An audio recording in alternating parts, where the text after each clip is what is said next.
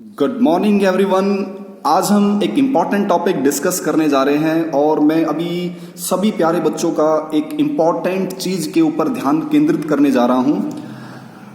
ये सबसे पहले मैंने एक हैंड सैनिटाइजर लिया है। आप कहोगे सर आज क्या सर हमें सैनिटाइजर बनाना सिखाएंगे? नहीं, तो पहले थोड़ा सैनिटाइजर का इस्तेमाल कर ही लेता हूं मैं, जब सैनिटाइजर मेरे हाथ में है। और आप लोगों को भी करना चाहिए, घर में हर एक सदस्य को करवाएं सैनिटाइजर का इस्तेमाल, खाने से पहले, खाने के बाद या किसी भी चीज को टच करने के बाद। तो वो इम्पोर्टेंट चीज क्या है वो आपने शायद ही कभी नोटिस किया हो। जैसे इस बॉटल पे अगर आप गौर से देखो तो ये क्या लिखा हुआ है? WYV लिखा हुआ है। ऐसी मैं एक सेवलॉन की बोतल उठा लेता हूं, ये आपके घरों में इजीली अवेलेबल हो जाएगा। डेटॉल भी आप देख सकते हो। तो देखो यहाँ पे अगर गौर से देखो तो लिखा हुआ है 0.3% VYV या फिर 0.6% WYV। ऐसी मैंने एक आई ड्रॉप लिया हुआ है। आई ड्रॉप पे भी आप ध्यान से देख सकते हो, कोई भी आई ड्रॉप हो तो जैसे इसमें लिखा हुआ है 0.3% WYV या फिर 0.01% WYV। ठीक है, आप इनको गौर से देखो एक बारी। तो इनका मतलब क्या है, इसका कंसेप्ट क्या है? तो आज हमने इसी कंसेप्ट को मजबूत करना है, समझना है और सीखना है। तो ये है हमारे पास वो कंसेप्ट, ये है कंसंट्रेशन ऑफ सॉल्यूशन। यानी कि हमने कोई भी सॉल्यूशन बनाया है, जैसे आपने ये सैनिटाइजर ही बनाया है तो ये सॉल्यूशन ही तो है। तो इस सॉल्यूशन की कंसंट्रेशन हम कैसे फाइंड आउट करें? तो उसके लिए हमारे पास डिफरेंट मेथड्स होते हैं, जिसमें से पहला मेथड आपको दे रखा है मास परसेंटेज का। किस चीज का? मास परसेंटेज का। तो इस टॉपिक को स्टार्ट करने से पहले हल्का सा मैं आपको एक बारी 9th क्लास का रिवीजन करवाता हूं। 9th क्लास में आपने सॉल्यूशन पढ़ा था कि सॉल्यूशन कैसे बनता है। तो सॉल्यूशन बनता है दो चीजों से, एक है सोल्यूट और एक है सॉल्वेंट। ठीक है, एक है सोल्यूट, एक है सॉल्वेंट।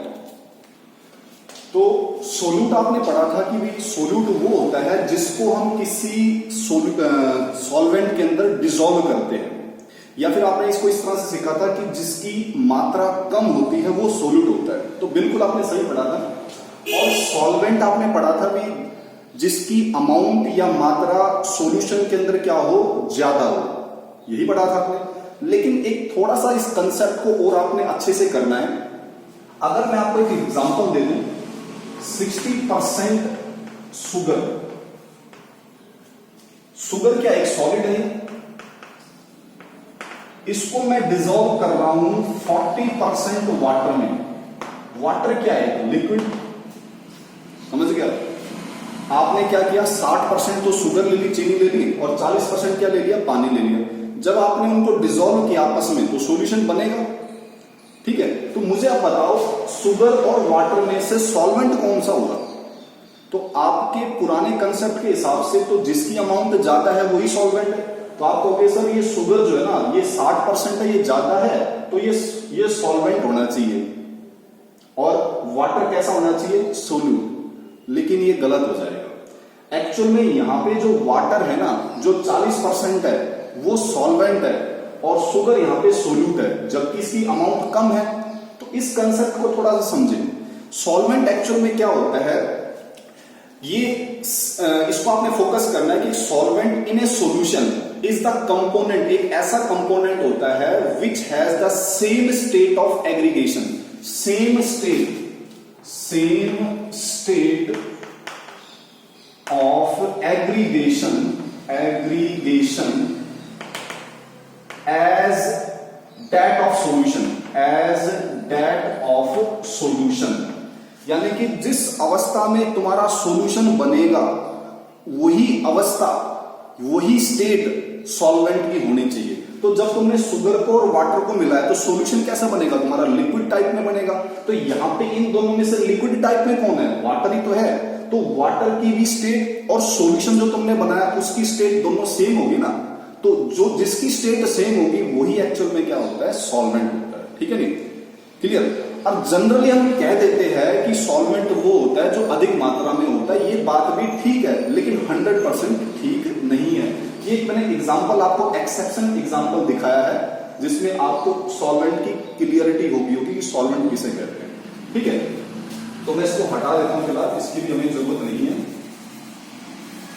तो आपने यहाँ पे केवल सोल्यूट को सीखा था कि सोल्यूट क्या होता है, जिसको हम डिसॉल्व करते हैं वो सोल्यूट होता है। ठीक है, तो मास परसेंट को हम किसी भी कंपोनेंट का, कोई भी कंपोनेंट हो, जब मान लो कि चीनी हो, ठीक है, और कोई कंपोनेंट हमने ले लिया, कोई भी कंपोनेंट, उसका हमने मास परसेंट निकालना। मास परसेंट यानी कि जैसे कि मान लो भी ये सैनिटाइजर बनाया गया तो इसके अंदर जो भी चीजें डाली गई है वो कितना अमाउंट में डाला गया है, इसकी परसेंटेज क्या है, उसका कंसेंट्रेशन क्या है। क्लियर? तो इसको हमने 3 पार्ट में डिस्कस करना है। पहला है percentage by mass. Percentage by mass W by W को बोलते हैं, W बाई W। ठीक है, तो अभी मैंने जो आपको दिखाया बॉटल्स, उसमें W बाई V था, V बाई V भी था, W बाई W वाला मुझे मिला नहीं कहीं से, तो ये भी आपको मिल जाएगा इजीली घर में या कहीं ना कहीं मेडिकल स्टोर में आपको मिल जाएगा जहां पे W बाई W भी होता है। तो इस W बाई W का मतलब क्या होता है? देखो, जो पहला W है वो सोल्यूट को रिप्रेजेंट करता है जिसको डिसॉल्व किया गया, और दूसरा किसको रिप्रेजेंट करता है? सॉल्यूशन को। क्लियर? या फिर सॉल्वेंट भी आप कंसीडर कर सकते हो, क्योंकि सोल्यूट प्लस सॉल्वेंट लास्ट में क्या बनेगा? सॉल्यूशन ही बनेगा। तो इसकी डेफिनेशन क्या है? देखो, इसकी डेफिनेशन है अमाउंट ऑफ सोल्यूट, जितना आपने सोल्यूट लिया किसके अंदर? ग्राम, क्योंकि आप मास की बात करें तो ग्राम लिखना है। Present in 100 gram of solution, present in 100 gram of solution, जो आपने सॉल्यूशन बनाया वो टोटल कितना होना चाहिए? 100 ग्राम होना चाहिए। इसको फाइंड आउट कैसे करते हैं? इसका फॉर्मूला क्या है? इसका फॉर्मूला है भाई, जो भी सोल्यूट आपने लिया उसका मास कितना है बटे में, यानी कि डिवाइड में mass of solution, total solution आपने कितना लिया। जैसे यहाँ पे टोटल सॉल्यूशन आपने कितना लिया? 100, तो यहाँ पे 100 आ जाएगा। क्लियर? यहाँ पे मास मान लो आपने 10 ग्राम ले लिया, तो यहाँ पे क्या आ जाएगा? 10 बटे में 100, और गुणा में, क्योंकि परसेंटेज है तो क्या करना पड़ेगा? 100 से गुणा करना पड़ेगा। एग्जाम्पल से समझ में आएगा। जैसे मान लो आपको क्वेश्चन दे दे कि 10% W by W solution of sugar, ऐसा भी लिखा सकता है, या फिर ऐसा भी लिखा सकता है 10% solution of sugar by mass, क्योंकि यहाँ पे बाई मास है, ऐसा भी लिखा सकता है। तो इस लाइन का मतलब क्या हुआ? तो इस लाइन का मतलब हुआ, दोनों का मतलब एक ही है, मींस 10% का मतलब 10 ग्राम। 10 ग्राम क्या? शुगर, 10 ग्राम ऑफ शुगर, इसको आपने डिसॉल्व कर दिया, डिसॉल्व इन, अब मैं यहां पे जो आगे लिख रहा हूं उसको 2 तरीके से लिखता हूं, dissolve in 100 gram of solution, या तो मैं 100 ग्राम ऑफ सॉल्यूशन लिख लूं, या फिर इसकी जगह पर 100 ग्राम ऑफ सॉल्यूशन की जगह पर मैं ऐसे भी लिख सकता हूं, dissolve in 90 gram of water, 90 gram of water. इस कंसेप्ट को थोड़ा समझेंगे। आपने क्या करना है, जैसे मान लो ये आपके पास टोटल 100 ml की बोतल है, यानी कि आपने टोटल 100 बनाना है, तो इसके अंदर आपने क्या किया? 10 ग्राम तो डाल दिया शुगर इसके अंदर क्या मिला दिया? 10 ग्राम। एग्जाम्पल के ऊपर फोकस करें, 10 ग्राम हमने नाप कर तोल कर इसके अंदर डाल दिया। अब उसके अंदर हमने क्या कर दिया? 90 ग्राम वाटर डाल दिया, तो टोटल ये कितना बन गया? 100। टोटल कितना बन गया? 100। या तो इसको ऐसे देखो, या फिर इसको ऐसे देखो, 10 ग्राम इन 100 ग्राम ऑफ सॉल्यूशन, यानी कि जो टोटल 100 ग्राम था सॉल्यूशन का, उसके अंदर 10 ग्राम क्या है? शुगर। या तो ऐसे कह लो, उसके अंदर 10 ग्राम क्या है? शुगर। क्लियर? भाई जैसे मान लो आपने एक पार्टी के लिए मान लो 1000 रुपए इकट्ठे करे सभी बच्चों ने मिलकर, और हर एक के हिस्से में मान लो भाई 100 रुपए आए, भाई हर एक ने 100 रुपए देने हैं। तो मान लो कोई अमित नाम का लड़का है जिसने 100 रुपए दिए, तो टोटल मान लो सभी का मिला के 1000 रुपए हो गए। तो मैं उसको ऐसे भी तो कह सकता हूं कि 100 रुपए अमित के, किसके अंदर? 1000 रुपए पूरी क्लास के अंदर। ठीक है, जो 1000 रुपए में से था उसके अंदर 100 रुपए किसके? अमित के। या मैं ऐसे भी तो कह सकता हूं कि भाई जो ना 100 रुपए कम कर दो 1000 में से, तो कितना हो गया? 900 रुपए। तो 100 रुपए अमित के प्लस में 900 रुपए बाकी क्लास के बच्चे में, तो टोटल कितना हो गया? 90,000 रुपए। तो एक ही बात। ठीक है, उसके बाद हम समझेंगे percentage by volume. Percentage by volume का मतलब होता है V by V, volume by volume. ठीक है, V बाई V जो आपने भी देखा है शुरुआत में बॉटल्स में लिखा था V बाई V। इसका मतलब क्या है? वॉल्यूम ऑफ सॉल्यूट, क्योंकि हमने वॉल्यूम लिया है तो देखो यहां पे क्या लिया था, मास, अमाउंट या मास एक ही बात है। अमाउंट की जगह मैंने अब की बार क्या ले लिया, वॉल्यूम।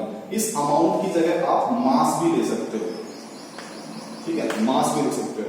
तो अमाउंट की जगह क्या आ जाएगा, वॉल्यूम ऑफ सोल्यूट इन ग्राम था तो यहां पे क्या आएगा, इन मिलीलीटर, क्योंकि वॉल्यूम किसमें आएगा, मिलीलीटर में। Present in 100 gram, present in 100 ml, यहां पे ग्राम था, यहां पे क्या आएगा, ml आएगा ऑफ सॉल्यूशन। एग्जांपल समझते हैं, जैसे आपके पास है 10% solution of ethanol in water by volume, by volume. तो इसका मतलब क्या होगा, इसका मतलब होगा कि आपने 10% का मतलब, क्योंकि वॉल्यूम लिखा है इसमें, वॉल्यूम तो क्या लिखोगे, 10 ml किसका, इथेनॉल। आपने 10 ml इथेनॉल लिया और उसको किसमें डाल दिया, सेम यहां पे dissolved in 100 ml of solution, 100 ml of solution. या फिर इसकी जगह, इस लाइन की जगह आप ले सकते हो इन 90 ml ऑफ वाटर, क्योंकि यहां पे वाटर सॉल्वेंट है और इथेनॉल सोल्यूट है, तो सोल्यूट प्लस में सॉल्वेंट मिलाकर क्या बन जाएगा, सॉल्यूशन। क्लियर। नेक्स्ट चलते हैं हम, परसेंटेज मास बाय वॉल्यूम। यहां पे मास बाय वॉल्यूम दोनों मिक्स कर दिया, मास को भी और वॉल्यूम को भी, इसीलिए यहां पे क्या लिखा है, W/V। तो यहां पे देखो क्या होगा, जो पहला W है उसके लिए तो हम लिखेंगे मास या फिर अमाउंट, जो दूसरा V है उसके लिए हम क्या लिखेंगे, ml, ध्यान रखना ml। तो अमाउंट ऑफ सोल्यूट इन ग्राम, देखो ये बिल्कुल इसकी तरह हो गया, अमाउंट ऑफ सोल्यूट इन ग्राम, क्योंकि W था ना पहला, ये देखो ये लाइन इस W के लिए, तो amount of solute in gram, amount of solute in gram present in 100 ml of solution आएगा, क्योंकि यहां पे हम वॉल्यूम यूज कर रहे हैं। एग्जांपल सीखते हैं इसको, जैसे आपके पास लिखा है 10% solution of sodium chloride, W/V, या फिर ऐसे भी लिख सकता है 10% solution of sodium chloride mass by volume. इनका मतलब क्या है, इनका मतलब ये है कि 10 ग्राम परसेंट का मतलब, यहां पे देखो, अगर यहां पे 10 की जगह मैं 20 लिख दूं तो मैं लिखूंगा 20 ग्राम, भाई 25 है तो 25 ग्राम। परसेंटेज को हटा के आपने उसको ग्राम में लिखना है या मिलीलीटर में लिखना है, वो डिपेंड करेगा क्वेश्चन के ऊपर, ठीक है।